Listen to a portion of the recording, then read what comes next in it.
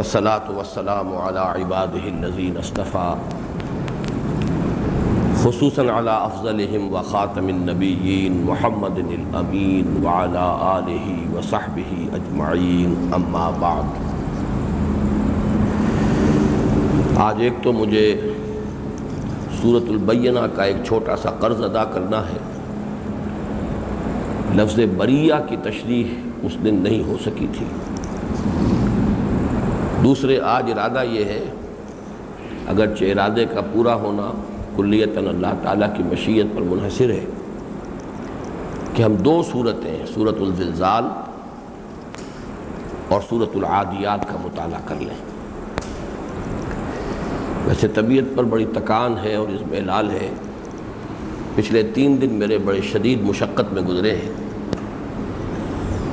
کل تو ایک دن میں کراچی میں 3 جگہ پر تقریریں ہوئی ہیں، اور عجیب اتفاق ہے کہ کراچی کے ایک انتہائی شمال میں نارتھ ناظم آباد میں فاروق اعظم مسجد میں، ایک نہایت جنوب میں ڈیفنس ہاؤسنگ سوسائٹی کا بھی آخری سرا ہے جہاں ہماری قرآن اکیڈمی تعمیر ہوئی ہے، اور ایک ان دونوں کو بالکل مابین بندر روڈ پر شرمین ہال میں تنظیم اسلامی کراچی کا ایک ماہانہ اجتماع ہوتا ہے۔ اس میں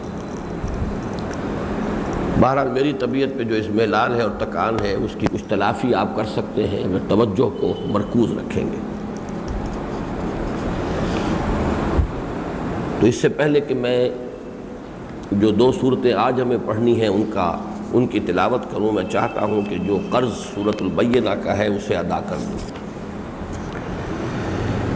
سورہ بینہ میں 2 مرتبہ لفظ بریہ آیا ہے۔ ان الذین کفروا من اہل الکتاب والمشرکین فی نار جہنم خالدین فیہا اولئک ھم شر البریہ ان الذین آمنوا وعملوا الصالحات اولئک ھم خیر البریہ۔ اس لفظ کی اصل حقیقت، اس کا مادہ کیا ہے اور اس کے ساتھ اس کا کیا ربط ہے، جب اس پر میں نے غور کیا تو بعض بڑے اہم اور حکمت اور فلسفہ قرآن کا ایک بہت اہم مسئلہ سامنے آیا، جو اس سے پہلے بھی بیان ہو چکا ہے، لیکن یہ ہے کہ اس کا اس لفظ کے حوالے سے اعادہ ہو جانا مفید ہے۔ با را اور حمزہ، برا، اس سے لفظ بنا ہے بری، برا، براۃ من اللہ ورسولہ انہا بری من المشرکین۔ اس کا جو اصل مفہوم ہے وہ ہے کسی ناپسندیدہ چیز سے علیحدہ ہو جانا۔ یہ اس نے کا مفہوم ہے۔ میں بری ہوں، یعنی تمہارے عمل سے، تمہارے طرز عمل سے، تمہارے عقائد سے میں اعلان کر رہا ہوں۔ براۃ من اللہ ورسولہ، اللہ اور اس کے رسول کی طرف سے اعلان لا تعلقی ہے، اعلان بیزاری ہے۔ تو یہ اس کا اصل معنی ہے، لیکن اسی سے لفظ بنتا ہے اللہ تعالیٰ کا ایک نام ہے الباری، هو اللہ الخالق البارئ المصور۔ وہاں خالق کے ساتھ جڑ کر آ رہا ہے باری، اور بریہ کا مفہوم جو اکثر مترجمین نے لکھا، مفسرین نے لکھا، عربی میں بھی بریہ اے خلیقہ، مخلوق شے۔ خلائق میں سے بدترین ہے وہ اہل مشرکین میں سے جو پڑھ گئے، بدترین خلق جو میں نے کیا تھا مخلوقات میں بدتر، اور جو لوگ ایمان لائے انہوں نے نیک عمل کیے وہ ہے خیر البریہ، وہ میں مخلوقات میں بہترین ہے۔ لیکن یہ کہ اس کے اصل میں اس کا مفہوم ہے خلیقہ، مخلوق شے۔ اس کے علم میں ہوگا کہ صفت مشبہ کا جو وزن ہے عربی زبان میں فعیل، وہ اس میں فاعل کے معنی بھی دیتا ہے، اس میں مفعول کے معنی بھی دیتا ہے۔ اس اعتبار سے یہاں پر جو ہے بری اور خلیق، خلیق خلق سے مخلوق کے معنی میں، خلیقہ مخلوق کی ہوئی شے، مخلوق کی ہوئی بنائی ہوئی ہستی۔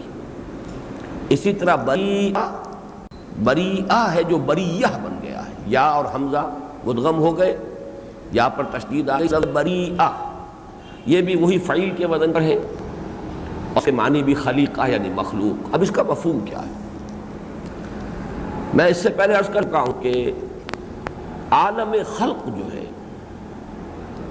وہ ایک کمتر عالم ہے، نیچے کا عالم ہے، عالم اسفل ہے، اور مخلوقات میں لازماً کچھ پہلو جو ہے نقص کے، کچھ نہ کچھ پہلو ضعف کے، کمی کے، احتیاج کے لازماً، یہ اس کا لازمہ ہے۔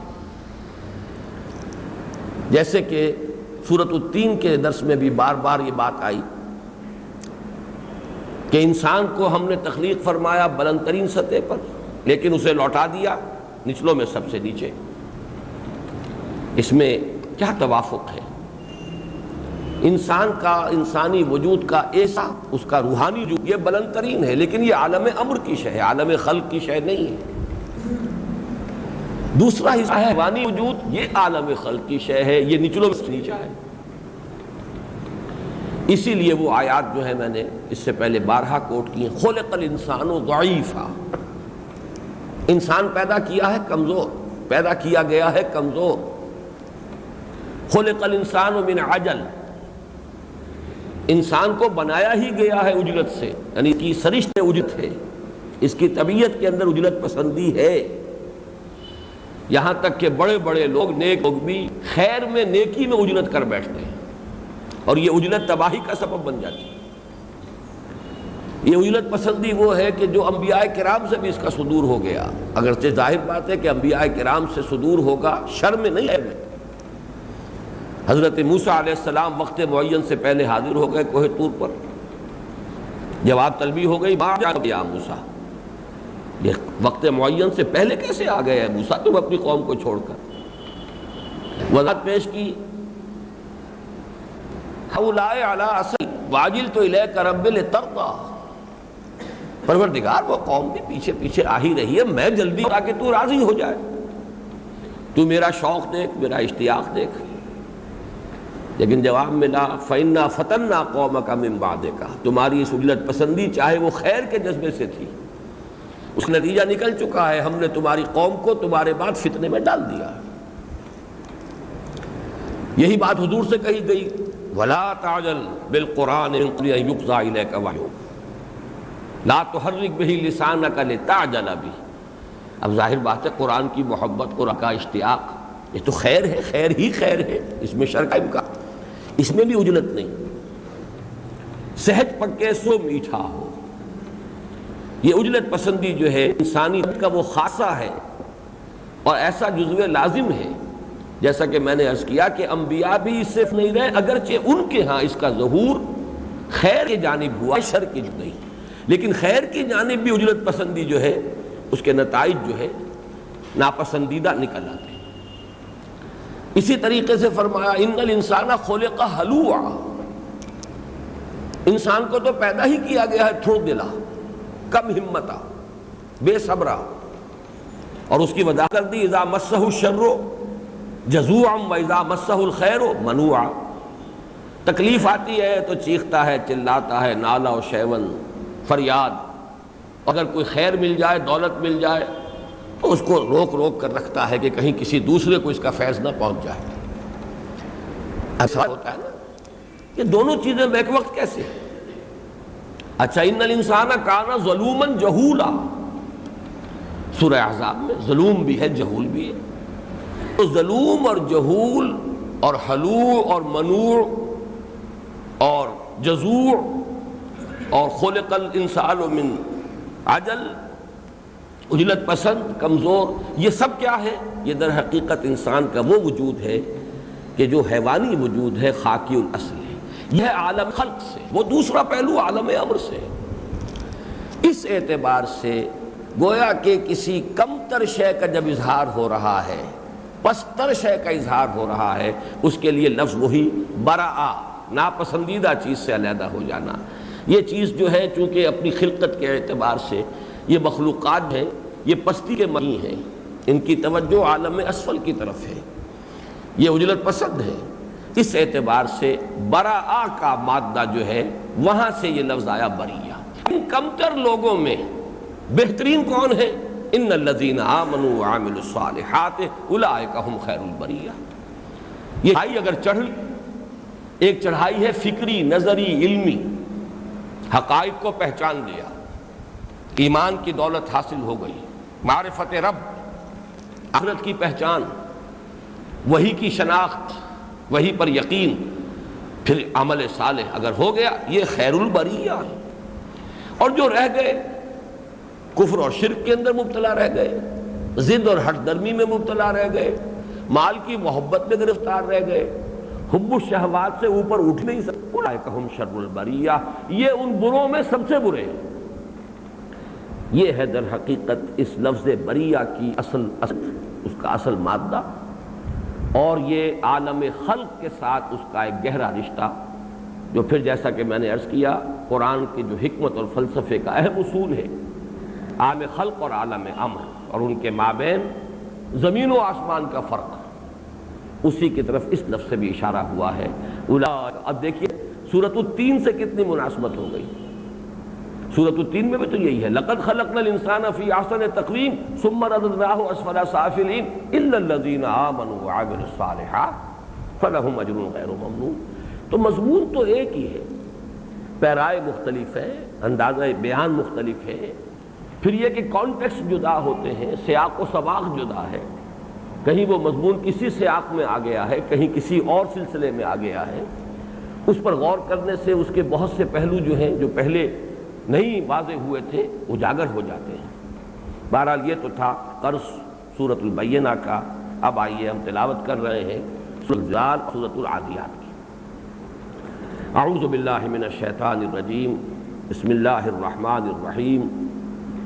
اذا زلزلت الارض زلزالها واخرجت الارض اثقالها وقال الانسان ما لها يومئذ تحدث اخبارها بان ربك اوحى لها يومئذ يصدر الناس اشتاتا ليروا اعمالهم فمن يعمل مثقال ذرة خيرا يره ومن يعمل مثقال ذرة شرا يره۔ بسم اللہ الرحمن الرحیم، سورۃ العادیات۔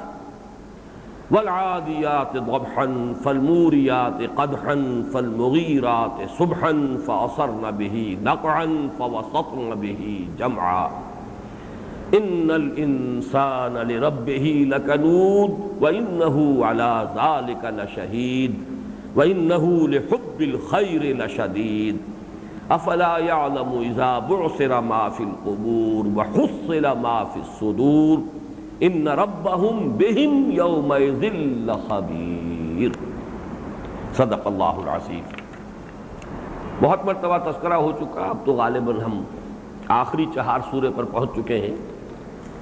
قرآن حکیم کے آخری پارے میں 4 سورتوں کے یہ چھوٹے گروپ ہیں، سب گروپس 5 ہیں تعداد میں، جن کو میں نے 4 سوروں کا عنوان دیا۔ اول و آخر جو 4 سورہ ہے، یہ آخری 4 سورہ ہے اس کا، جو سورۃ الزلزال، سورۃ العادیات، سورۃ القارعہ اور سورۃ التکاثر مشتمل۔ پہلا تھا سورۃ التکویر، سورۃ الانفطار، سورۃ المطففین اور سورۃ الانشقاق۔ پہلے اور آخرے کے بارے میں عرض کر چکا ہوں کہ یہ انذار آخرت کے 4 سورے ہیں، ان کا مضمون ہی خالصتاً انذار آخرت۔ درمیان میں ایک حکمت اور دعوت کا 4 سورہ آیا۔ ایک 4 سورہ نور و ظلمت، سورۃ الشمس، سورۃ اللیل، سورۃ الضحیٰ، سورۃ الانشراح، یہ مرکزی۔ پھر ایک سورہ وہ نبوت و رسالت کا سورہ، سورۃ التین، سورۃ العلق، سورۃ القدر، سورۃ البینہ۔ یہ 4 سورہ کا میں نے اس سے پہلے بھی عرض کیا ہے کہ اس کا جو خاص پہلو ہے وہ یہ ہے کہ 2 صورتوں کے 2 جوڑوں پر مشتمل ہوتا ہے، لیکن مضمون کی اصل مشابہت اور مماثلت جو ہے وہ اس جوڑے کی 2 صورتوں کی بجائے اس پورے 4 سورے کو سامنے رکھیں تو زیادہ اجاگر ہو کر آتی ہے، زیادہ نمایاں ہوتی ہے۔ اس کی بڑی نمایاں مثال یہاں آ رہی ہے۔ اس میں پہلی اور تیسری سورت، سورۃ الزلزال اور سورۃ القارعہ، یہ نہایت مشابہ ہیں، مماثل ہیں۔ ان میں صرف انذار قیامت کا مضمون ہے اور کچھ ہے ہی نہیں، کوئی اور علمی مسئلہ، کوئی علم و حکمت کا مسئلہ، کوئی اور بات، ایک ہی بات کہی گئی ہے۔ سورۃ الزلزال میں بھی، سورۃ القارعہ میں بھی۔ لہذا مضمون بھی سادہ ہے، کوئی اشکال بھی نہیں، نہ لغوی اشکالات ہیں، نہ ہی کوئی منطقی یا نحوی اشکالات ہیں، نہ کوئی فلسفیانہ جو ہے مسائل ہیں۔ سیدھی سیدھی بات، آخرت کا خوف دلانا، بعث بعد الموت، حساب کتاب، جزا و سزا۔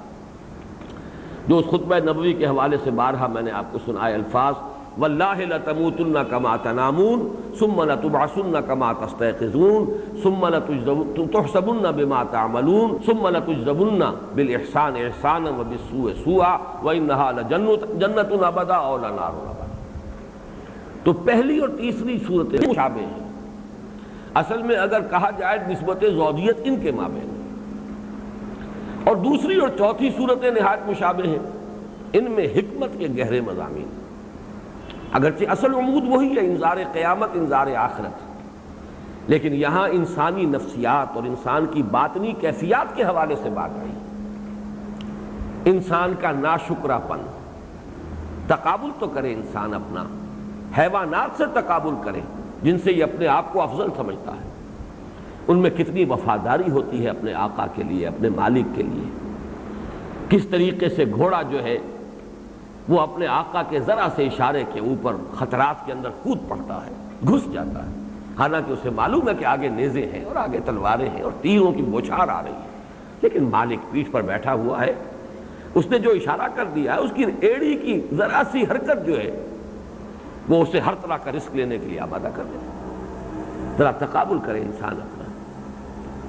اسی طریقے سے انسان کی بربادی اور تباہی کا اصل سبب کیا ہے؟ تکاثر۔ اس کی غفلت کا اصل سبب کیا ہے؟ الہاکم التکاثر۔ اب یہ ہے نفسیاتی کیفیات، باطنی کیفیات، ان کے حوالے سے انذار آخرت۔ یہ ہے اس چہار سورے کی سورہ نمبر 2 اور سورہ نمبر 4 کا، اور ان میں مشابہت ہے، ان میں مماثلت ہے، جبکہ سورہ نمبر 1، سورہ نمبر 3 یہ محض انذار آخرت، انذار قیامت پر مشتمل ہے۔ ایک سطحی سی بات ہے، اگرچہ اس چہار سورے میں 2 صورتیں ہیں 8-8 آیات پر مشتمل، اور 2 صورتیں ہیں 11-11 آیات پر مشتمل، گویا کہ جوڑے کی مجموعی تعداد آیات کی 19 بنتی ہے پہلے جوڑے کی بھی، اور 19 ہی بنتی ہے دوسرے جوڑے کی بھی، اس میں ایک توازن بھی ہے۔ اب آئیے سورۃ الزلزال، جیسا کہ میں نے عرض کیا، اس میں کوئی اشکال والا مضمون ہے ہی نہیں، یہ تو قرآن و مضمون ہے کہ جو ہر صفحے پر موجود ہے۔ اذا زلزلت الارض زلزالها، البتہ اب دیکھیے یاد آ گیا ہوگا آپ کو، پہلا چہار سورہ اور یہ آخری چہار سورہ ایک عکسی ترتیب ہے، اس کی 3 صورتیں اذا سے شروع ہوئی، اذا الشمس کورت، اذا السماء انفطرت، اذا السماء انشقت، اور ایک صورت تھی کہ جو اس انداز میں شروع نہیں ہوئی، وہ ویل للمطففین الذین اذا اکتالوا علی الناس یستوفون۔ اس کے برعکس اس چہار سورے میں ایک صورت شروع ہو رہی ہے، اذا زلزلت الارض زلزالها واخرجت الارض اثقالها۔ باقی تینوں صورتیں جو ہیں آپ یوں کہہ سکتے ہیں کہ وہ جو چوکا تھا اس کا ایک کونا خالی تھا، اور اس سورۃ الزلزال نے اس کو پر کر دیا، 4 صورتیں بن گئیں۔ اور ویسے بھی مضمون کے اعتبار سے سورۃ الزلزال کی بڑی گہری مناسبت جو ہے وہ سورۃ الانشقاق کے ساتھ، زمین کا اپنے بوجھوں کو نکال باہر پھینکنا، یہ سورۃ الانشقاق میں بھی آیا۔ وَإِذَا الْأَرْضُ مُدَّتْ وَأَلْقَتْ مَا فِيهَا وَتَخَلَّتْ وَأَذِنَتْ لِرَبِّهَا وَحُقَّتْ، وہ 3 آیات، اور اس میں بھی وہ 3 آیات آئیں گی، وہی مضمون ہے، ایک ہی بات ہے۔ تو مشابہت جو ہے اس سورۃ الزلزال کی وہ ان 3 صورتوں کے ساتھ ہے، اذا الشمس کورت، اذا السماء انفطرت، اذا السماء انشقت، اذا زلزلت الارض زلزالها۔ زلزلہ کسے کہتے ہیں؟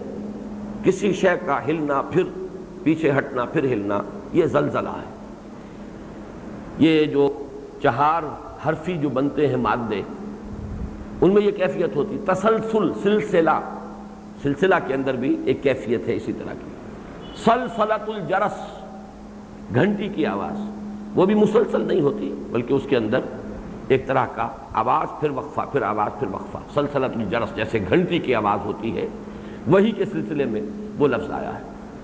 تو جب کہ زمین ہلا ماری جائے گی جیسے کہ اس کے ہلائے جانے کا حق ہے. ایک نقطہ یہاں نوٹ کر لیجئے، اصل میں وہ میرے لیے میں تمہید تیار کر رہا ہوں اپنی ایک رائے جو بعد میں ظاہر ہوگی.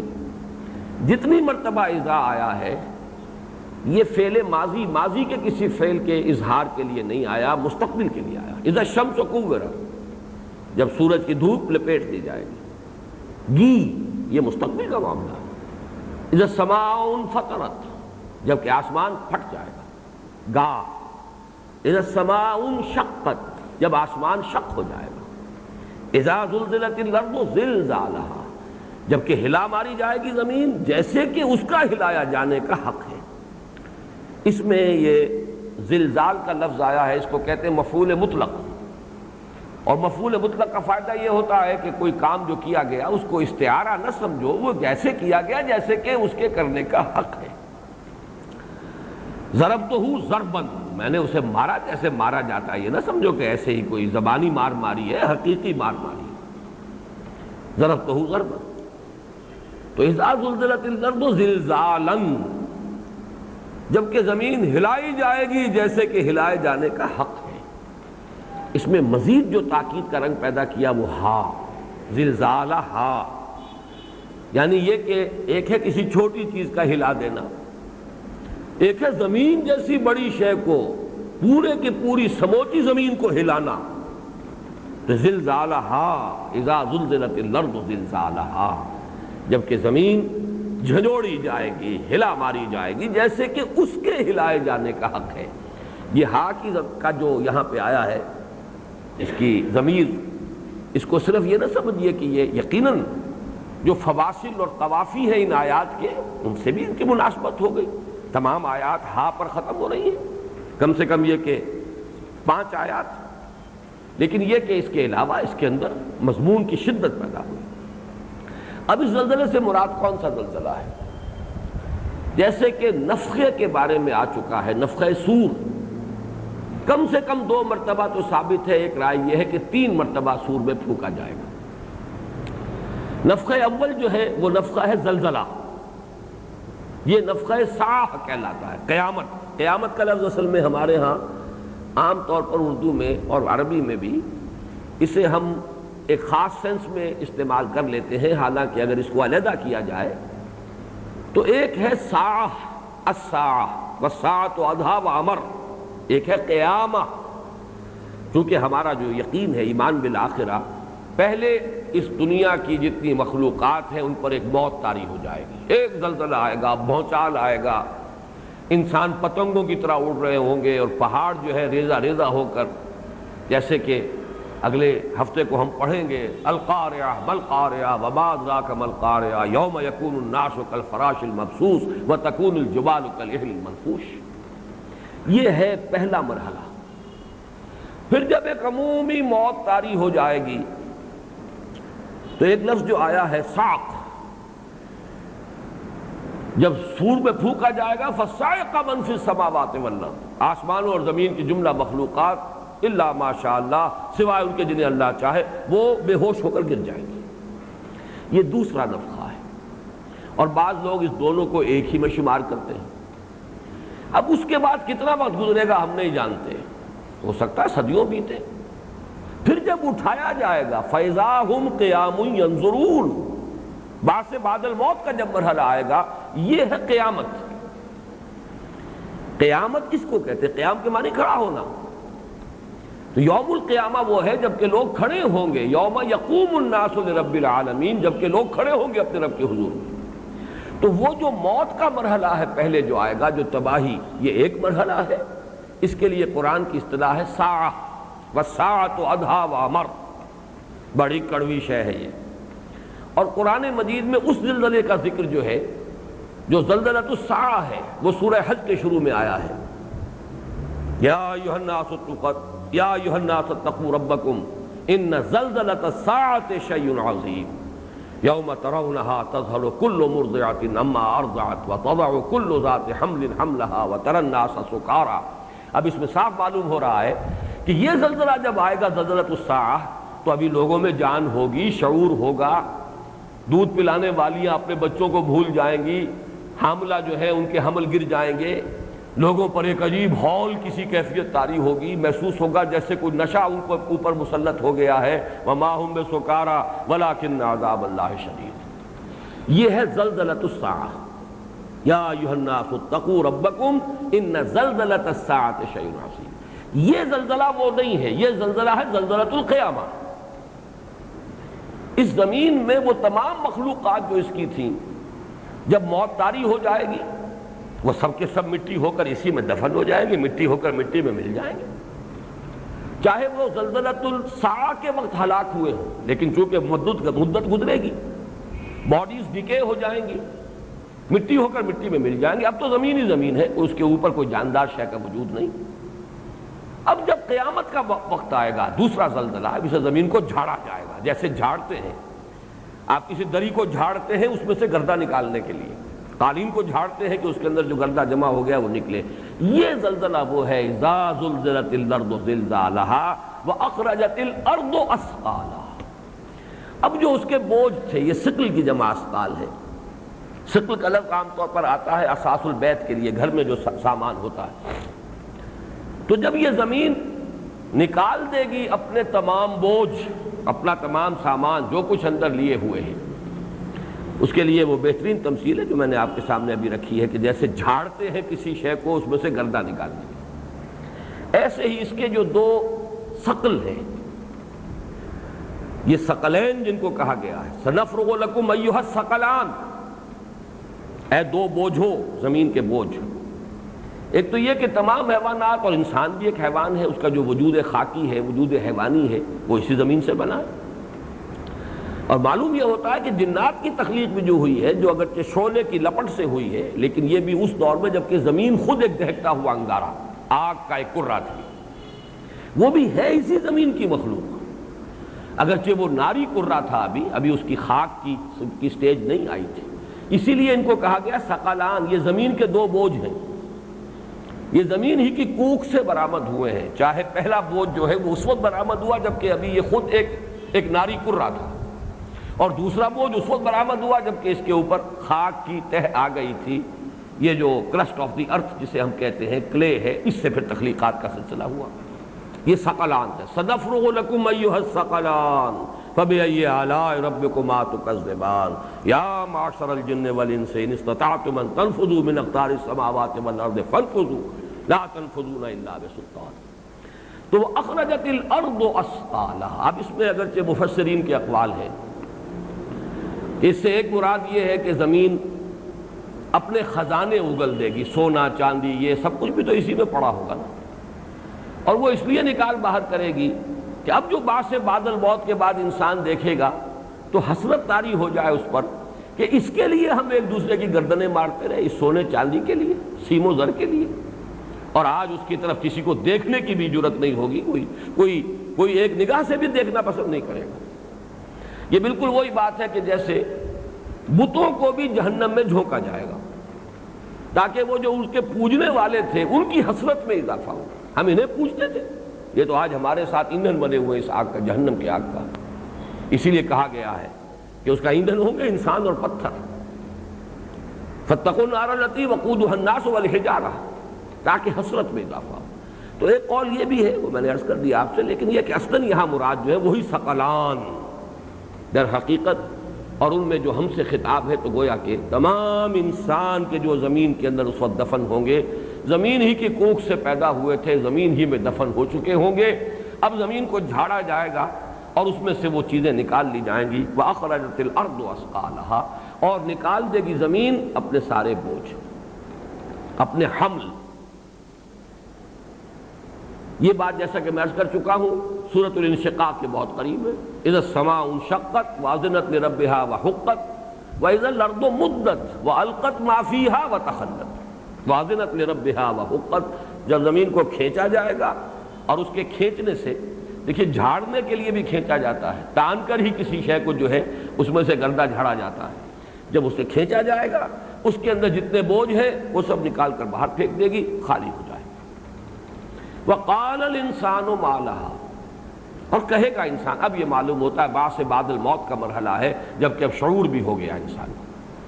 جیسے کہ دوسرے مقامات پر ہے من بعثنا من مرقدنا، کس نے ہمیں دوبارہ اٹھا دیا اپنی قبروں سے.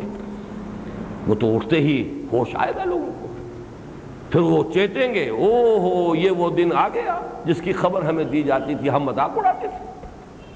یہ تو وہ یوم الحساب آ گیا. ہائے ہماری شامت، ہم نے تو اسے ڈھکوسلا سمجھا تھا، ہم نے تو اسے خام خواہ کا ایک دھونس سے تعبیر کیا تھا، لیکن وہ تو حقیقت بن گئی. وقال الانسان ما لها، کہے گا انسان اسے کیا ہوا ہے زمین. یومئذ تحدث اخبارها، اس دن زمین اپنی ساری خبریں بیان کرے گی. تحدث اخبارها، خود اپنی خبریں، اپنے حالات. اس میں متعدد روایات مفسرین نے نقل کی ہیں، ان کو آپ مختلف حواشی میں بھی دیکھ سکتے ہیں، ان کو زیادہ تفصیل میں بیان کرنے کی ضرورت نہیں. جو کچھ زمین پر ہوا ہے ظاہر بات ہے اس کے اثرات یہی مرتسم ہیں. اور یہ بات صحیح لکھی ہے بعض حضرات نے کہ یہ آج سے کچھ عرصے پہلے اس کا سمجھنا بہت مشکل تھا، آج تو یہ باتیں بڑی آسانی سے سمجھ میں آتی ہیں. آج اس اقلیت کی طرف جانے کی ضرورت نہیں ہے جو معتزلہ کی تھی. یہ تو میرے نزدیک بڑی محرومی ہے جو اقلیت جدیدہ ہے، اس کے جو گزیدہ لوگ ہیں، جیسے مار گزیدہ ہوتا ہے سانپ ڈس لے، ایسے ہی یہ اقلیت جدیدہ جو ہے سائنٹیفک ریشنلزم، اس نے بھی کچھ لوگوں کو ڈس لیا ہے. لہذا ابو مسلم اصفہانی، جس کا میں تذکرہ پچھلے درس میں بھی کر چکا ہوں، ایک بہت بڑے معتزلی عالم ہے، اس میں کوئی شک نہیں، بہت بڑے عالم ہے، معتزلی ریشنلسٹ. انہوں نے کہا کہ زمین بولے گی نہیں، بلکہ یہ اصل میں زبان حال سے بیان کرے گی. جیسے کہ ہم کہتے ہیں ہر شے زبان حال سے اللہ کی تسبیح کر رہی ہے، جیسے کہ کوئی تصویر جو ہے زبان حال سے مصور کے کمال فن کا وہ گویا کہ اظہار کر رہی ہے، تصویر بول رہی ہے. گویا کہ کوئی شے جو کسی بڑھئی نے میز بنائی ہے، وہ میز بول رہی ہے کہ یہ بنانے والا بڑھئی جو بڑا کاریگر ہے، بڑا ماہر ہے اپنے فن کا. تو یہ صرف زبان حال سے تعبیر ہے، ورنہ یہ کہ بولنا، اب چونکہ یہ بات سمجھ میں نہیں آتی تھی بولے گی کیسے. لیکن یہ کہ جو لوگ قرآن مجید کو جیسے کہ اس کا اسلوب ہے، بیان ہے، اس کو مانتے ہیں، تو معلوم ہے قرآن مجید میں تو اس کا تذکرہ ہے. قیامت میں تو ہماری اپنی کھالیں ہمارے خلاف گواہی دیں گے. لوگ کہیں گے اپنی ان کھالوں سے، جلدوں سے، لما شہدتم علینا، ہمارے خلاف کیوں گواہی دی تم نے؟ اور وہ جواب دیں گی انطقنا اللہ الذی انطق کل شیء، آج ہمیں بھی گویائی عطا کر دی ہے اس اللہ نے جس نے کہ ہر شے کو گویائی عطا کی. ہمارے ہاتھ بولیں گے، ہمارے پاؤں بولیں گے، تو یہ زمین جو ہے یہ کیوں نہیں بولے گی؟ گویا کہ اسے ظاہر ہی پر محمول کرنا چاہیے. خام خواہ اس کی کوئی تعویل اور کوئی سائنٹیفک توجیہ کرنے کی کوشش. یہی در حقیقت اس دور میں جو ایک اعتزال جدیدہ کا سلسلہ شروع ہوا، جس کے امام ہیں سر سید احمد خان، پاک و ہند کی سرزمین میں. مصر میں کچھ دوسرے لوگ ہیں لیکن یہاں سر سید احمد خان، انہوں نے ہر چیز کی کوشش کی سائنٹیفک ایکسپلینیشن، سائنٹیفک توجیہ. پھر اسے منطقی انتہا تک پہنچایا علامہ مشرقی نے اور غلام احمد پرویز نے. اصل میں خوشہ چینی ہے سر سید احمد خان کے فکر سے، وہ بہت بڑے عالم تھے، اس میں کوئی شک نہیں، اس لیے کہ وہ تو اس خان وادے کے شاگردوں میں سے ہے. خان وادہ ولی اللہ ہی اسی کا سلسلہ ہے، فیض علم ہے کہ جو سید احمد خان تک پہنچا ہے. لیکن بہرحال ایک نقطہ نظر ہوتا ہے کسی انسان کا. ابو الفضل فیضی بھی تو بہت بڑے عالم تھے. قرآن مجید کی پوری تفسیر لکھ دینا جس میں نقطے والا حرف آئے نا. آخر ایک شخص کی مہارت جو ہے ادب پر، لغت پر، زبان پر، اظہار بیان پر، اس کی قدرت، آخر یہ سب چیزیں ہیں تب لکھی نا تفسیر. لیکن یہ کہ دین الہی کی جو تدوین ہوئی ہے وہ بھی انہی لوگوں کا کارنامہ ہے. تو در حقیقت بڑا فتنہ بڑے علماء ہی کی طرف سے اٹھا ہے. صرف یہ کہ جب کوئی نیت میں کجی آ جائے تو وہی علم جو ہے، علم را بر دل زنی یارے بود، علم را بر تن زنی مارے بود، وہی علم ہے جس کو انسان اگر دنیا کمانے کا ذریعہ بنا لے تو وہی سانپ بن کر ڈستا انسان. تو سر سید احمد خان اگرچہ قوم کے بڑے مخلص تھے، مسلمانوں سے ان کا خلوص، اس میں میرے نزدیک کوئی شک و شبہ نہیں، مسلمانان ہند کے ساتھ ان کا خلوص و اخلاص، خیر خواہ. لیکن یہ کہ دین کے معاملے میں وہ بڑی ٹیڑھی راہ جو ہے ڈال گئے، اور جو شخصیتیں ہوتی ہیں ذرا زوردار، وہ اچھوں پر اثر انداز ہو جاتی ہیں۔ ہمارے اپنے زمانے میں ڈاکٹر خلیفہ عبد الحکیم بڑی زوردار شخصیت ہے۔ یہ جو بھی کچھ ثقافت اسلامیہ کا جو بھی فکر، ایک خاص فکر پھیلا ہے ہمارے ہاں، وہ سب در حقیقت ان کی ذات سے شروع ہوا۔ جو علماء بھی وہاں آئے وہ بھی کچھ نہ کچھ، کوئی کم کوئی زیادہ، کم و بیش ان کے رنگ میں رنگے گئے۔ سر سید کے ہاں بھی جو علماء آئے، ظاہر بات ہے علی گڑھ کالج میں، علی گڑھ یونیورسٹی میں بڑے بڑے علماء کو بھی جمع کیا، لیکن ان پر بھی رنگ چڑھا ہے سر سید احمد خان کا۔ یہ میں جان بوجھ کر یہ بات کہہ رہا ہوں، اس لیے کہ یہ چیز در حقیقت آگے چل کر سورۃ الفیل کا جو درس ہوگا اس میں یہ ایک بہت اہم بحث ہے، اس کی تمہیدی بحث۔ اس کی ایک مثال یہ ہے کہ یومئذ تحدث اخبارہا، اس کی تعویل ابو مسلم اصفہانی کر رہے ہیں کہ زبان حال سے زمین کہے گی کہ میں بھی تھی کبھی اور مجھ پر بھی آبادی تھی کبھی۔ یہ اس کی کیفیت کی تعبیر ہے، اس کا باقاعدہ تکلم نہیں ہے، جبکہ جمہور علماء، جمہور مفسرین متفق ہیں کہ وہ بولے گی۔ باقی یہ کہ اس کا سمجھ میں آ جاتا ہے انسان کے آج بولنا۔ ٹیپ ریکارڈر بولتا ہے نا، وہ ٹیپ بولتی ہے۔ اگر ٹیپ جو ہے بے جان ٹیپ اور اس کے اوپر کچھ بھی نہیں ہے، نظر تو کچھ بھی نہیں آتا، وہ بولتی ہے۔ تو یہ زمین اور جو کچھ یہاں ہو رہا ہے اس کے اثرات مرتسم ہو رہے ہیں، جو بھی اس کے اثرات ہیں وہ یہیں پر تو آخر ہیں، وہ ذرات یہی تو ہیں جن پر نقش ثبت ہو رہے ہیں۔ اس اعتبار سے اس میں کوئی چیز بعید از عقل نہیں ہے۔ اصل میں سائنس کا بھی جو دور یہ ہے جس میں ہم سانس لے رہے ہیں، اس میں اصل میں بہت سی جو دین کی حقیقتیں ان کو سمجھنا اور ماننا بہت آسان ہو گیا۔ وہ دور جو تھا ابھی، وہ سائنس نئی آئی تھی اور اس کا رعب بڑا تھا، اس کا دبدبہ بہت تھا، اس سے مرعوبیت بہت تھی، اور وہ تھی بھی نیوٹونین فزکس۔ آئنسٹائن ایرا ابھی شروع ہی نہیں ہوا تھا، اس میں تو مادہ علیحدہ تھا، انرجی علیحدہ تھی، دو کیٹیگریز علیحدہ تھی۔ آج مادہ نام کی تو کوئی شے ہے ہی نہیں، انرجی ہی انرجی ہے، اس کی خاص ترتیب ہے، اس کی خاص ایک جو ہے چارجز ہیں جو خاص ترتیب سے ہوتے ہیں تو وہ ایٹمز کی شکل اختیار کر لیتے ہیں۔ بہرحال یومئذ تحدث اخبارہا بان ربک اوحی لہا، یہ اس کی دلیل آ گئی، اس لیے کہ تیرے رب نے اسے وحی کی ہوگی۔ اللہ نے جب کہا کہ ہر آسمان پر اس کی وحی کی ہوئی ہے، ہر آسمان کے ذمے کوئی کام ہے، ہر آسمان پہ اس نے وحی کی ہے، وہ چرندوں کو پرندوں کو وحی کرتا ہے، اس کی وحی جو ہے وہ شہد کی مکھی کو ہوئی ہے، اوحی ربک الی النحل۔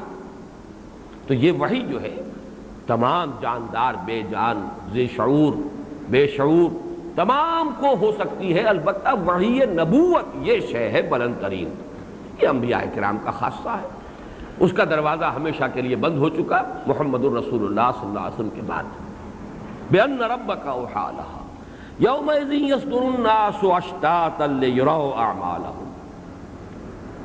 اس دن لوگ نکلیں گے، یہ صدر جو ہے اس کے معنی اگرچہ بہت سے مفہوم اس کے آتے ہیں، لیکن کسی شے سے صادر ہونا، صدور ہونا، کسی شے سے نکلنا، اسی لیے مصدر سے اصل میں الفاظ بنتے چلے جاتے ہیں۔ مصدر ہے تمام ان الفاظ کا منبع اور سرچشمہ، اس اعتبار سے نکلیں گے لوگ۔ یومئذ یصدر الناس اشتاتا، اشتات جمع شتن کی علیحدہ علیحدہ، یہ جمع کے مقابلے میں ہے، جمعیت کے طور پر نہیں آئیں گے لوگ، ایک ایک کر کے آئیں گے۔ یہ بہت اہم نقطہ ہے کہ قیامت کی جو مسئولیت ہے، جو محاسبہ ہے، وہ انفرادی ہے، خالص انفرادی، وہ اجتماعی نہیں ہے۔ اجتماعی طور پر تو ہر امت پر اس کا رسول گواہی دے کر فارغ ہو جائے گا، پروردگار تیرا پیغام جو میرے پاس آیا تھا میں نے پہنچا دیا تھا، بس یہ ہے در حقیقت الزام، یہ ہے اللہ کی اس عدالت میں گویا کہ سرکاری وکیل جس کو آپ کہیں اس کی گواہی، سرکاری گواہ کی گواہی۔ فَكَيْفَ إِذَا جِئْنَا مِن كُلِّ أُمَّةٍ بِشَهِيدٍ وَجِئْنَا بِكَ عَلَىٰ هَٰؤُلَاءِ شَهِيدًا۔ اب آگے کا کام جو ہے وہ ہر فرد کا ہے، ہر انڈیویجول، كُلُّهُمْ آتِيهِ يَوْمَ الْقِيَامَةِ فَرْدًا، یہ سب کے سب آئیں گے قیامت کے دن انفرادی طور پر، اس لیے کہ ہر شخص کی ساخت جدا ہے۔ قُلْ كُلٌّ يَعْمَلُ عَلَىٰ شَاكِلَتِهِ، ہر شخص کو جو کچھ اللہ نے دیا ہے، جو گیون ہے اس کے لیے وہ جدا ہے۔ میرے جینز کچھ اور تھے جو مجھے ملے ہیں، اپنے والد کی طرف سے، ددھیال کی طرف سے، اپنی ننھیال کی طرف سے پتہ نہیں کہاں کی اینٹ اور کہاں کا روڑا اللہ نے میرے ہاں جمع کیا ہے کہ میری شخصیت وجود میں آئی۔ پھر میرے خاص حالات ہیں جن میں میں نے تربیت پائی ہے، ہر شخص کے تو وہ حالات نہیں ہیں۔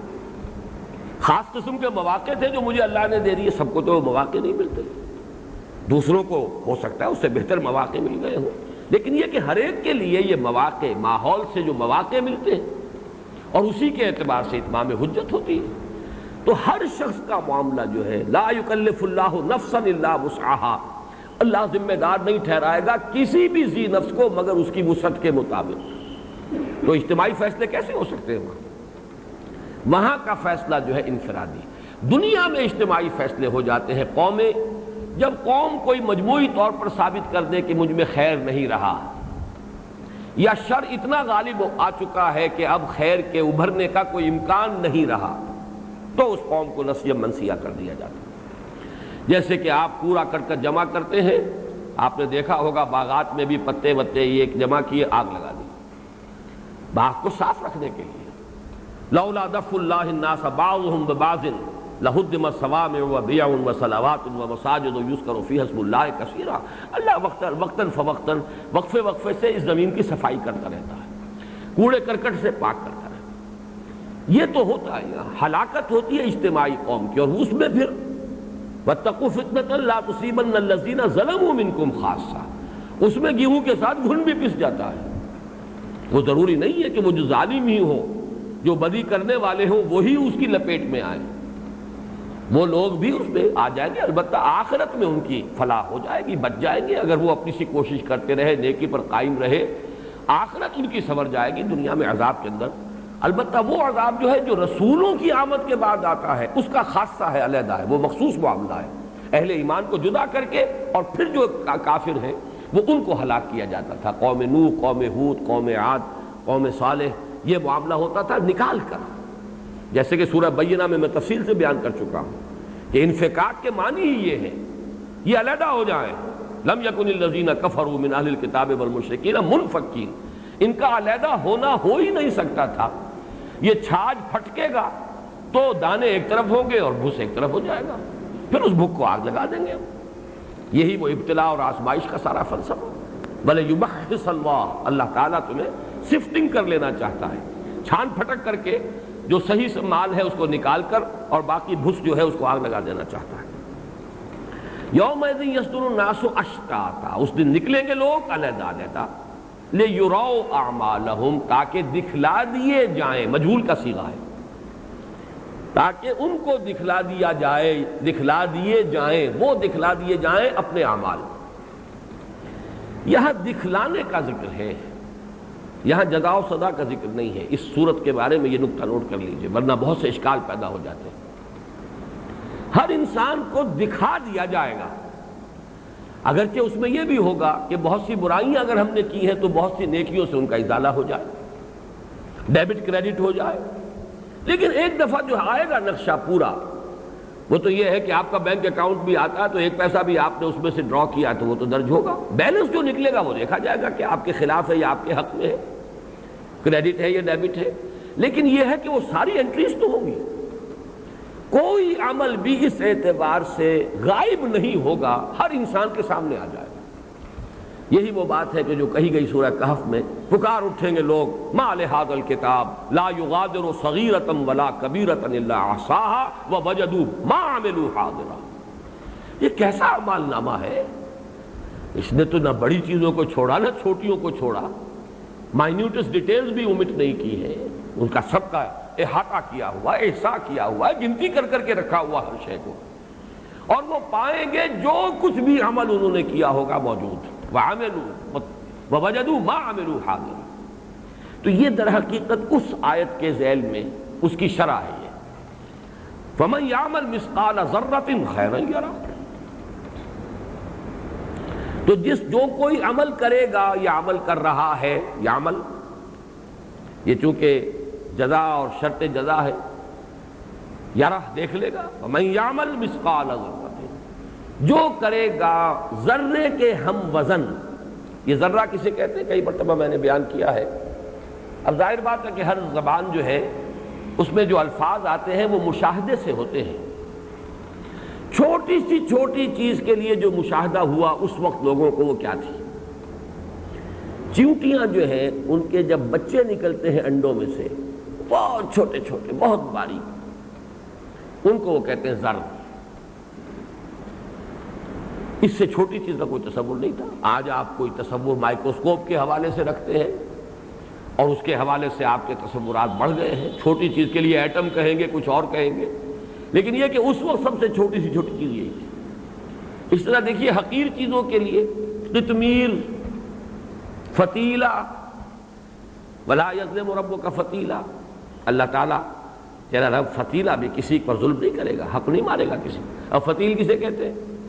وہ چونکہ ان کے ہاں کھجور مشاہدے میں، تو کھجور کی گٹھلی کے ساتھ اس کی ایک ناف ہوتی ہے، گٹھلی کی جیسے ہماری ناف ہے، اس کے ساتھ ایک چھوٹا سا دھاگا، بڑا نازک سا سفید سا دھاگا لگا ہوتا ہے، یہ فتیل ہے، بڑی حقیر سی شے. اسی طرح قطمیر کیا ہے؟ یہ جو کھجور کی گٹھلی کے گرد ایک جھلی سی ہوتی ہے بہت باریک، قطمیر. تو یہ تمام مشاہدوں سے چیزیں جو ہے، اب ان کے جو مشاہدے تھے انہی سے ان کے الفاظ جو ہیں وہ پھر چھوٹی سی چھوٹی چیز حقیر شے قطمیر، فتیل، اسی طریقے سے چھوٹی سی چھوٹی شے ذر. فَمَنْ يَعْمَلْ مِثْقَالَ ذَرَّةٍ خَيْرًا يَرَهُ، جو کوئی بھی کرے گا ہم وزن ایک ذرے کے نیکی، وہ دیکھ لے گا، اس کو دیکھ لے گا، اللہ دکھا دے گا. معلوم ہوتا ہے کہ جیسے سورہ قاف میں آیا ہے فَبَصَرُكَ الْيَوْمَ حَدِيدٌ، وہ بصارت اتنی تیز ہو جائے گی، کچھ ایسی ہمارے اپنی آنکھوں میں کمپیوٹرز رکھ دیے جائیں گے کہ وہ جیسے ہی اعمال نامہ ملے گا اس میں ہر شے بیک وقت بیک نگاہ ہمارے سامنے آ جائے گی.